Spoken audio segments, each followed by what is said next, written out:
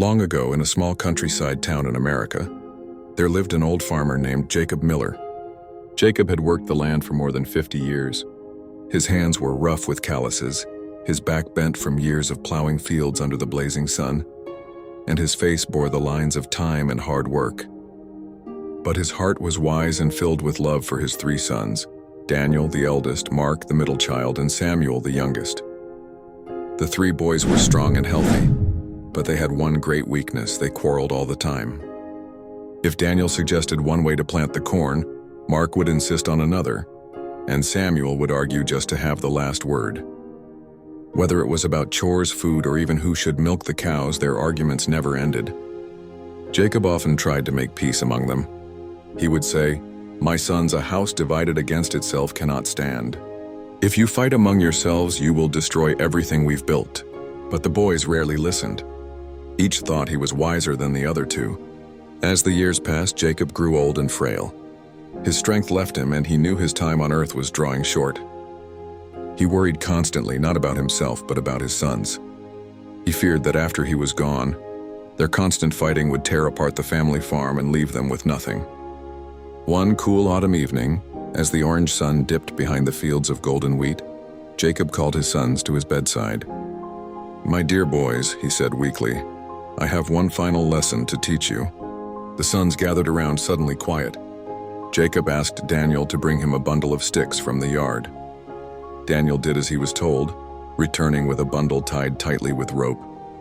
The sticks were thick and firm, bound together in one solid mass. Jacob handed the bundle to Daniel. "My son, break it." Daniel grinned, confident. He placed the bundle across his knee and pressed with all his strength. But no matter how hard he tried, the sticks held firm. Sweat gathered on his brow. At last he shook his head. "Father, it cannot be broken." Jacob nodded, then turned to Mark. "You try, my son." Mark, stronger than Daniel, flexed his muscles and gave it his all. He twisted, pulled, pushed, but the bundle would not snap. Breathing heavily, he admitted defeat. Finally, Jacob handed the bundle to Samuel, the youngest. "Now you try." Samuel was stubborn and determined. He strained with every ounce of strength, but the sticks would not budge. He threw them down in frustration. "Father, it's impossible." Jacob smiled gently. Then he untied the rope and handed each son a single stick. "Now break these." Each son looked puzzled, but obeyed. With a quick snap, each stick broke easily in half.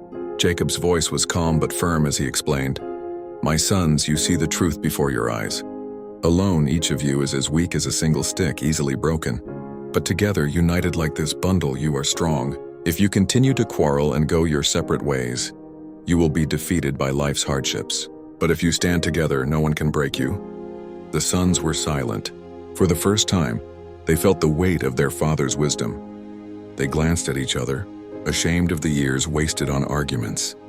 Daniel placed his hand on Mark's shoulder. Mark looked at Samuel, and the youngest bowed his head. "Father, we understand," Daniel said softly. "We promise from this day on to stand together as brothers." Tears filled Jacob's tired eyes. A smile spread across his face, for he knew his lesson had been learned. That night he passed away peacefully, leaving behind not just a farm, but a legacy of wisdom. From that day forward, the 3 sons worked hand in hand. They planted crops together, shared the harvest equally, and supported one another through every challenge. The farm prospered more than ever, not because of wealth or land, but because the brothers had discovered the power of unity. Moral of the story: unity is strength. Divided we fall, united we stand.